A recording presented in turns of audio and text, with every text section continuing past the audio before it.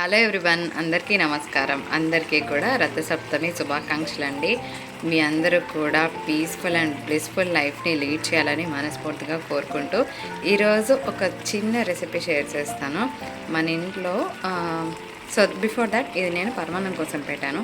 ఆ రెసిపీ ఏంటనేది నేను చెప్పేస్తానండి. జనరల్గా మనము చపాతీస్ చేసుకుంటాం కదండి. ఒక్కొక్కసారి మనం అనుకున్నట్టు చపాతీస్ తినరు ఇంట్లో వాళ్ళు. సో దీన్ని ఏం చేయాలి? ఇది ఏంటంటే మనకి ఇట్లాగా గట్టిగా అయిపోతుంది. సో గట్టిగా అయిపోతే తినలేము. దీన్ని ఏం చేయొచ్చు అనేది నేను చెప్తానండి. మీ అందరికీ తెలుసు రొట్టె ముద్దలు. సో అది ఎలా చేయాలో చూపిస్తాను. జస్ట్ బెల్లము ఇది ఉంటే సరిపోతుందండి. సో కొంచెం గీ వేస్తూ నేనైతే వీటిని అట్లా ఉండి లేనట్టుగా రోస్ట్ చేయాలండి. సో ఇట్లా హై మీద మనం వండి లేనట్టు దీన్ని కాల్చేసుకుంటాం అనమాట. యూస్ ఐరన్ టవ్వ, ఎప్పుడైనా హెల్త్కి మంచిది. సో ఇట్లా వండి లేనట్టుగా కొంచెం వేడి అయ్యేంత వరకు ఉంచేస్తాము, ఎందుకంటే దీన్ని మనం గ్రైండ్ చేస్తాం కాబట్టి. సో పెద్దగా మళ్ళీ ఇంకా కాల్చాల్సిన అవసరం లేదు. ఇట్లా ఎన్ని చపాతీస్ ఉంటే అన్ని చపాతీస్ కాల్చేసుకోవడమే.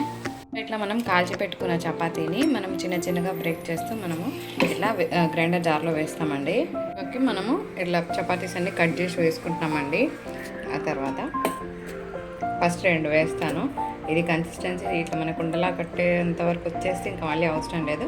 లేకపోతే ఇంకొంచెం వేసి ఇప్పుడు దీన్ని బ్లెండ్ చేద్దామండి. సో దాంతోపాటే సైమల్టేనియస్గా నేను పరమాన్నం కూడా చేస్తున్నాను. దీనిలో కూడా మనం బెల్లం వేస్తున్నాము. సో ప్రాబబ్లీ ఇంకొకటి పడుతుంది. యాక్చువల్గా నా దగ్గర పౌడర్ బెల్లం కూడా ఉంటుందండి. నేను మీకు చాలాసార్లు చూపించాను. యాక్చువల్గా టీలో కానీ పిల్లలకు పాలల్లో కానీ బెల్లం వేసి ఇవ్వండి. ఇప్పటి నుంచి చక్కెర కంప్లీట్గా అవాయిడ్ చేయండి ఫ్రెండ్స్. ఎందుకంటే షుగర్ అనేది కంప్లీట్గా బాడీ సెల్స్ని డిస్ట్రాయ్ చేస్తుంది. సో పిల్లలకి ఎట్టి పరిస్థితుల్లో షుగర్ ఇవ్వద్దు, ఓన్లీ బెల్లం మాత్రమే ఇవ్వండి. మీరు ఏదైనా స్వీట్ ఇవ్వాలనుకున్నా ఎప్పుడో వన్స్ ఇలా వైన్ ఇవ్వచ్చండి, కానీ ఇది కంప్లీట్గా న్యాచురల్ అనమాట. సో ఎప్పుడైనా బెల్లం స్వీట్స్ ఇవ్వండి.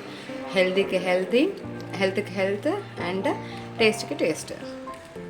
మనము చపాతీస్ గ్రైండ్ చేస్తున్నప్పుడు కొంచెం మెతకవండి అవి, అంటే ఎందుకంటే గట్టిగా ఉంటాయి కదా. నేను ఒక్క చుక్క పాలు యాడ్ చేశాను అనమాట. ఇంకా నెయ్యి లాంటివి ఏమి వేయాల్సిన అవసరం, ఎందుకంటే చపాతీ చేసేటప్పుడు మనం కాల్చేటప్పుడే కొంచెం నెయ్యి వేసుకున్నాం కాబట్టి చక్కగా ఎలా అంటే మనకి వచ్చేస్తాయండి.